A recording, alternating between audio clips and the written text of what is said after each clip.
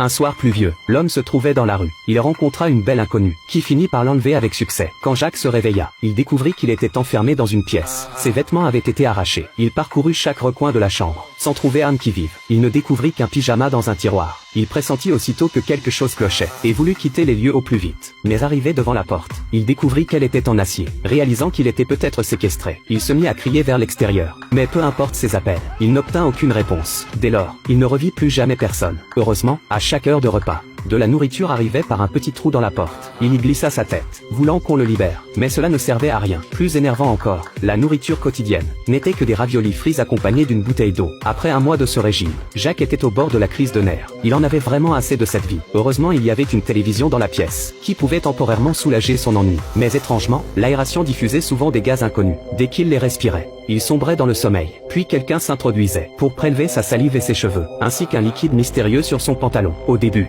Jacques ne perçut pas le danger. Mais quand il se réveilla et alluma la télévision, il vit un reportage sur une femme victime. Et la défunte était sa propre épouse. Ce qui le surprit encore plus, c'est qu'après l'enquête policière, Jacques était mystérieusement devenu le meurtrier. Sa fille de 3 ans fut également placée dans un orphelinat. En voyant cela, Jacques éteignit furieusement la télévision. À ce moment, son cœur semblait déchiré. Chaque minute, chaque seconde passée ici, lui causait une souffrance immense. Au fil du temps, Jacques commença à avoir des hallucinations. Il entendait toujours quelqu'un se moquer de lui depuis le lit. Mais quand il s'approchait, la personne sur le lit disparaissait. Alors que l'esprit de Jacques s'effondrait progressivement, il découvrit soudain une petite souris blanche dans la pièce. Au fil des jours, cette petite souris devint son amie. Peu après, la petite souris donna naissance à une portée de bébés. Jacques décida de les protéger toute sa vie. Qui aurait cru que le lendemain, toutes les petites souris avaient disparu? Alors que Jacques était triste de cela, la nourriture du jour fut livrée en avance. Quand il l'ouvrit, il fut aussitôt accablé de douleur. Après cet incident, Jacques commença à abandonner. Il brisa le miroir, voulant se libérer avec les éclats de verre. Mais quand la fumée se dissipa, Jacques se réveilla à nouveau. Non seulement ses poignets étaient bandés, mais sa barbe et ses cheveux avaient été coupés. Plus terrifiant encore, le miroir brisé était devenu une planche de bois, et une caméra avait été installée dans le coin. Dès lors, il n'eut plus aucune intimité. Chaque minute, chaque seconde était surveillée.